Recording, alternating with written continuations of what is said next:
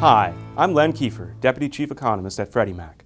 The U.S. housing market as a whole continues to recover. In the latest MIMI, Freddie Mac's new Housing Stability Index, we see that the national housing value is negative 3.08 points in January, which is a big improvement from just 1 year ago. This is still a weak market overall, but it's showing a positive trend, moving back towards a stable range of housing activity. That's not to say that we have a normal housing market or that all markets are recovering at the same pace. In fact, in our new index it shows just 10 states plus the District of Columbia are experiencing a stable range or normal level of housing activity as of January. And if we look at some of the indicators for each of these local markets, we can see, for example, the employment picture in places like Texas and Louisiana is really helping to support a robust local housing market. Contrast this with a state like California, and we already see Los Angeles' payment-to-income indicators elevated outside of its historic range of stable activity. And the key factor driving this is the lack of inventory on the market, which is driving house prices up beyond what a typical median income earning family could afford without having to stretch to make their monthly mortgage payment. This lack of inventory on the market will continue to be a big supply challenge for many markets, not just California.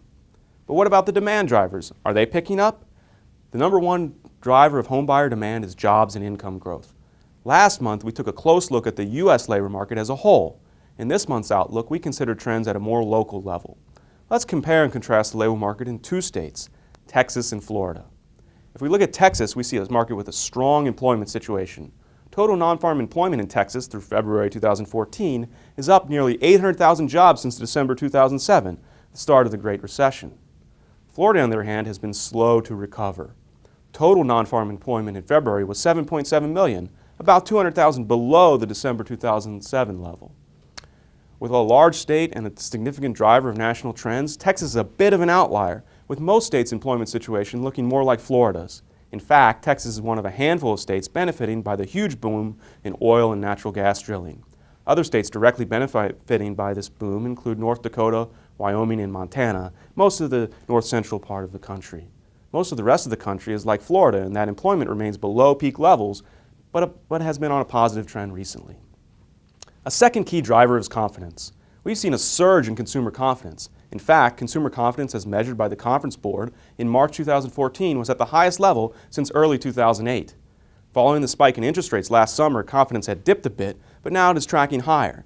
Increased confidence is a welcome news, as more confident consumers are much more likely to purchase a home. Another positive is that mortgage rates are still historically low, and this is helping to keep homebuyer affordability strong. This is particularly evident in many parts of the country, especially in the midsection of the country, where the employment picture is also looking good. For areas like this, we should see stronger home sales as well as further house price gains because of their stable underlying fundamentals. Thanks for your time, and we'll see you next month.